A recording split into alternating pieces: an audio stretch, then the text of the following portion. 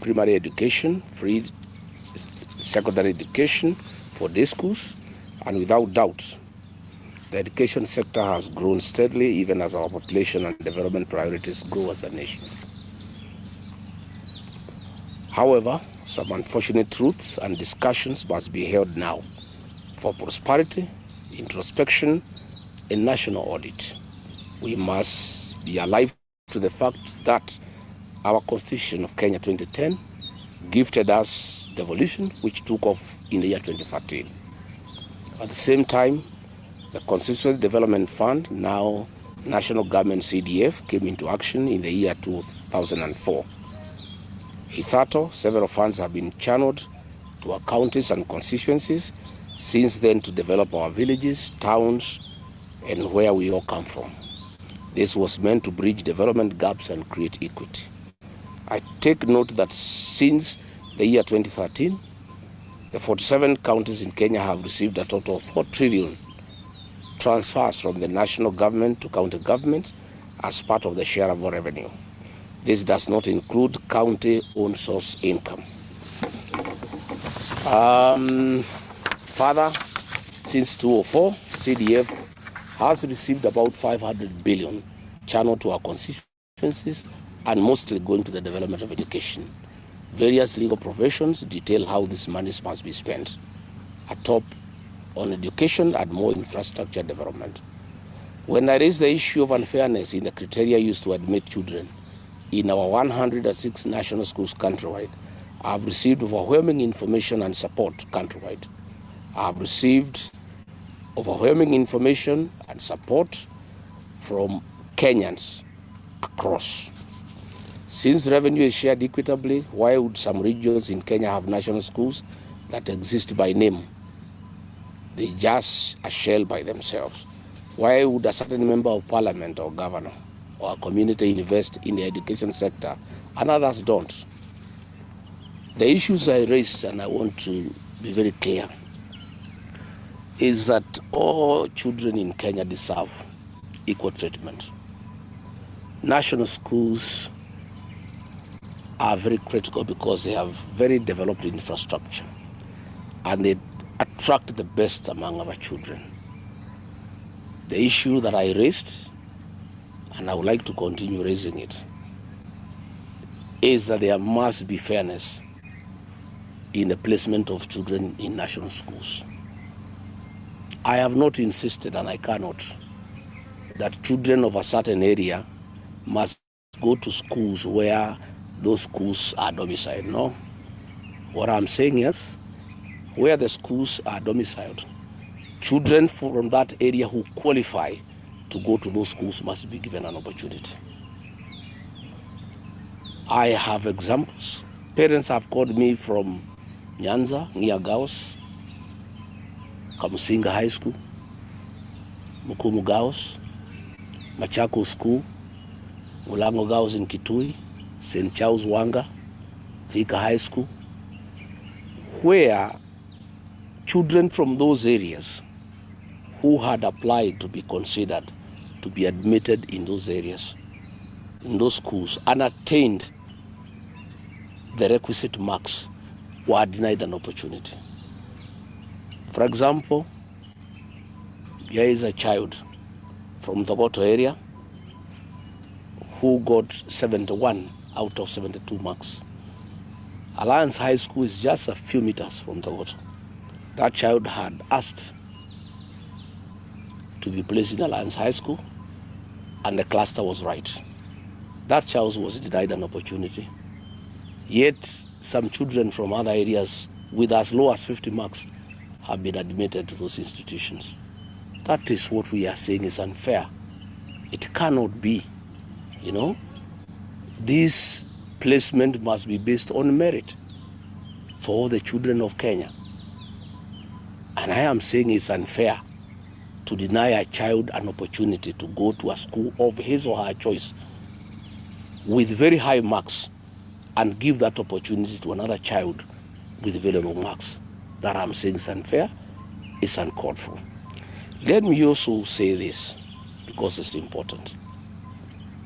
Let leaders from northern Kenya not lecture us about affirmative action. Devolution has been in place since 2013, and leaders from those regions deliberately have refused to develop institutions. Yet they want their children to enjoy the facilities of institutions that have been put by other leaders in other counties. Since 2013, Wajir County has received 99.6 billion Kenya shillings. Marsabit County has received 76.83 billion. Garissa County has received 81.7 billion shillings. Mandera County has received 119 Kenya billion shillings. They have the opportunity to develop institutions of the highest standards possible in Kenya. Not just for the children of those areas, but for the children of Kenya. I traveled as deputy president of those areas, and I don't see any institutions, despite the massive funding that taxpayers have channeled to those counties. Yet in counties that have received less money, in Western Kenya, in Rift Valley, here in the mountain, when you go around, you see beautiful institutions. I want to say that we need to have a national conversation about zoning of placement. This was okay then because some areas were marginalized, but these areas have received massive funding from the Equalization Fund. They have received massive funds from the National Kitty. CDF funds are shared equally among the 290 constituencies. Yet when you go to these areas where the leaders are making a lot of noise, there is nothing on the ground. In fact, when I was deputy president, I was shocked that these leaders from Northern Kenya don't live there and they don't work there. Anytime I had a trip to Garissa, to Mandera, to Wajir, the leaders of those regions would demand that I make space available for them on my aircraft. I would go with them and come back with them. And I never saw any institutions there, despite the fact that billions of shillings have been given to those areas. So we are saying we need a national conversation to ask. Devolution was supposed to bring equity. Equitable allocation of CDF funds was meant to bring equity. 13 years down the line, is there really any county that requires affirmative action anymore? We need to have that conversation. For how long are we going to have affirmative action? Because devolution was meant to address the inequality and the marginalization of certain regions. So in conclusion, I want to say that we are demanding that all children of Kenya be admitted to the best schools on merit. And I'm not saying children from this area or any other area who are not qualified or who have not met the minimum points that are required should be admitted to these great institutions. I am saying, and parents have asked me to say so, that all children of Kenya should be given an opportunity on merit. Finally, I want to say that we used to have a very good system of placement of our kids into secondary schools. Principals would gather at the Kenya Science Teachers College, and they are given all the pupils who apply to go to those institutions.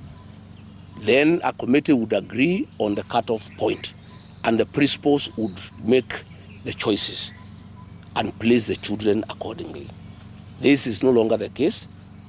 The placement of our children has been centralized at Jogo House, which has brought in corruption, because the bureaucrats sitting at Jogo House have no capacity to know how to place kids. That is why we have a crisis where kids have been placed in a day school 300 kilometers away from their homes. How do people expect these children to go about their lives? If it's a girl aged 13 years and she has been placed in a school 200-300 kilometers away from home, the parents would have to go and get a house, a rented room for that girl and leave her there. Again, the parents made a lot of money So we have a crisis, we have a mess. I heard William Ruto saying that it has been done very well. He doesn't live in this country anymore. He should know and hear the outcry of parents. Parents are spending thousands of shillings trying to take their children far away from home to day schools, look for accommodation, look how they'll be eating, how they'll be cooking. It's a crisis of unknown magnitude. We are saying that it is not right to admit any child to a day school outside a walking distance. And when the principals were doing it, it was done properly because the principals know the catchment area of the secondary school. And then they will do 3, 4, 5 kilometers only. But we have a situation where kids in Machakos have been admitted in a day school in Kericho. How does that child survive? This is not right. This is unnecessary. And finally, let me say, some people are saying that I shouldn't speak for people of this region. First and foremost, I come from this region. Ordinarily, as a national leader, I should have been speaking on most issues. But why I speak is because all the elected members of parliament and senators from the Mount Kenya region were bought by William Ruto, and they no longer speak for the people. They hear no evil, they see no evil. Therefore, somebody must speak. And I must say, though I was removed from office, I'm an elected leader. I was elected by the people of Kenya. And none of those people who elected me removed me from office. And since there is nobody to speak for these people, somebody must speak for them. So Rigathi Gachagua will continue speaking first and foremost for the people of Kenya. Secondly, he will speak for the people of this region because the people of this region have been abandoned by their elected representatives on the instructions of William Ruto, and they no longer speak for the people. When we are having this crisis, kids cannot go to school. Kids have been taken to schools far away from home. No infrastructure at all, despite the fact that their parents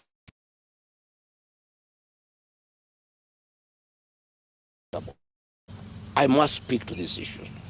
That is why, like here in Nyeri, when I came last night, people around Kiganjo, around Kericho, and business people have come to see me because they have information that Kiganjo Police College that was developed by the colonialists want to be relocated to Baringo and West Pokot by Murkomen and William Ruto. And that means the people who have been supplying foodstuffs, who have been supplying other essentials to that college will be rendered out of business. Yet the MPs from this region are quiet. The senator is quiet. Somebody must speak for the people of Nyeri. And that does not make me tribal. I'm just a responsible leader. And I want to say nobody will intimidate Rigathi Gachagua from speaking for people who elected him and who trust him and who depend on him to speak for them. And anytime I speak for the people of this region, I am called a tribalist. Yet when leaders speak on behalf of the people of Western Kenya, nobody calls them tribalists. I have seen the people of Northeastern Kenya. Anytime one of their person is touched, the whole community is up in arms. Nobody calls them tribal. Yet when I speak for 150,000 rice farmers in Moya, I'm called tribal. I want to say that I will not be cowed, I will not be intimidated. Anybody can call me whatever you want to call me. I must continue to speak for the people. And as you know, the slogan of my party is listening to the ground. I only speak for the people because they tell me to speak for them. This placement of grade 10 kids is a serious crisis, not just in this area. You know, people have called me from all over the country, thanking me for raising these issues. And I want to invite a national conversation around the issue of the quota system. Is it necessary anymore? After devolution for 13 years, after money has been allocated for equalization fund, after every constituency is given the same amount of money for CDF, do we still need the quota system? Is it not time that we said all national schools are available to all the children of Kenya on merit? We shouldn't have two standards, one for some areas and another standard for some other areas. Yet those areas that are being given low standards have received billions of Kenya shillings to upgrade institutions. So I want to tell the leaders from northeastern Kenya, please leave Eastleigh and South Sea and go to northern Kenya and develop institutions. You have serious money. All this money, what are you doing with this money? I've been to Garissa, I've been to Wajir, I've been to Madera, I've been to Marsabit. I don't see schools. I don't see any institutions. Yet, from the books, you have received billions of Kenya shillings. If the people of Wajir, the county government, decided out of the 99 billion they have received, put aside only 9 billion, at 3 billion per school, they would put up 3 great institutions in Wajir of the highest standard possible. Yet they have received 99 billion, there is nothing to show for it. So let the leaders from that area not cry about being profiled. They are not working. They have not spent their resources prudently. They should use the money that have been allocated to them to put up institutions like the rest of the country. And they should not intimidate the rest of us when we say that those institutions developed by our ancestors, by communities, should also benefit the children from those communities alongside other children from the people of Kenya. Thank you very much.